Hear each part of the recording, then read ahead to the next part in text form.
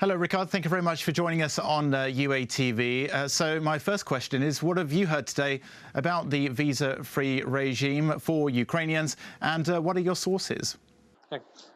So basically, what I've found out from several EU diplomatic sources is that they've finally got a sort of end date when Ukrainians can travel to the visa-free zone. That's the 12th of June.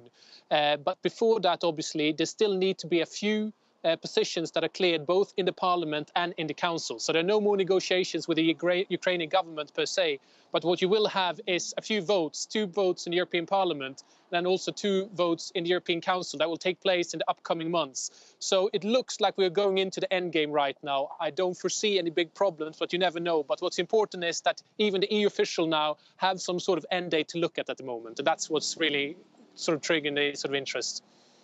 Of course, it's several EU diplomats who work with around this file, both in the Parliament and in the Council, that have sketched out sort of a game plan, a sort of timetable of how they're going to do this, basically.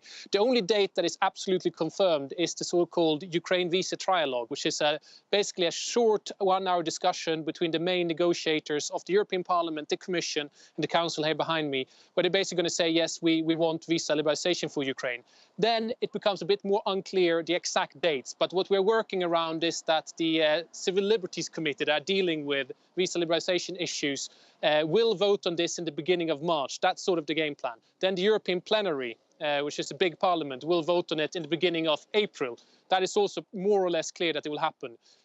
What is then happening is that we know that we have the French elections, and we know that Paris have been a bit sort of skeptical about granting Ukraine visa liberalization, and they want this to happen after the French elections. As you know, the French elections are the final round, the second round is on the 7th of April. So the Council, where France is one of the 28 members, will decide on Ukraine after May 7th. So it's likely to be in mid-May. And after that, it's basically just a matter of time before Ukraine will get it sometime in mid-June, as I've indicated.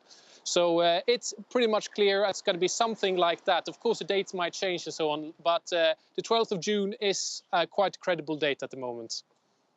Now, the French presidential elections are coming up fast, and there's been lots of talk about the threat of Marine Le Pen and her party, the Front National. What do you make of this? Do you think this would influence any decision for the visa-free regime for Ukrainians? I think it will more or less move forward. I haven't got any indications that that anyone wants to derail this process anymore. But of course, we live in a very uncertain times on both sides of the Atlantic. And this uncertainty exists, especially in the European Union as well. We have 2 big elections coming up, one in the Netherlands, one in France.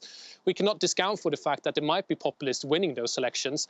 I don't foresee that they can withdraw or sort of somehow hinder this to happen, because we already have quite a few agreements that should make this go forward. But you never know. There can be a black swan event that might sort of postpone this till after the summer or towards the winter. But as it looks right now, it looks that Ukrainians are set to be able to move to, or to be able to travel to the visa-free Schengen zone without visas around sort of mid-June.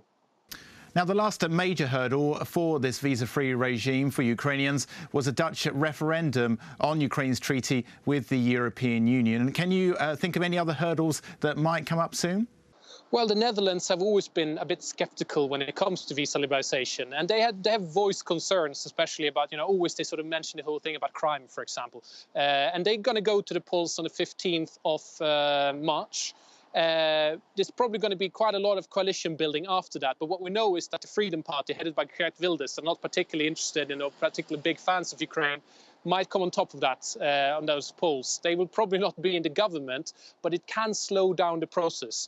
I don't foresee it. I've spoken to Dutch civil servants who don't think that this is something that can be slowed down. But then again, you remember very well the Dutch referenda on the association agreement, how that has slowed down the process. So you never know. I don't expect it, but then again, I don't want to go out and say that everything is all clear just yet. Now, you've been based in Brussels for a long time now. What's the word on the street? What do people say about this initiative? I mean, this is not really one of the biggest topics among sort of ordinary people living in the European Union. There's so much else going on right now. So I actually don't think they're aware that both Georgians and Ukrainians might be travel visa-free very soon. So this is not really a topic that is sort of bothering too many people. The big issue here that many people are talking about is potential visa liberalization for Turkish people. That sort of is something that is scaring a lot of people.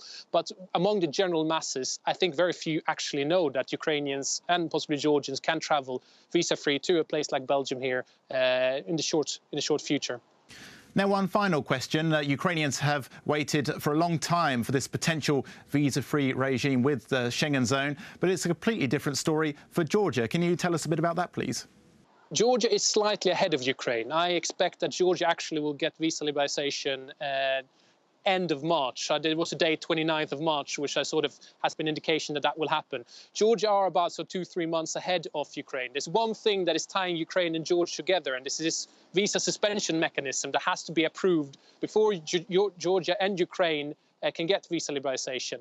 This visa suspension mechanism will enter into force pretty much the same time as Georgia will get visa liberalization. And France sort of said late last year that they want to start negotiations on Ukraine first when the suspension mechanism is adopted.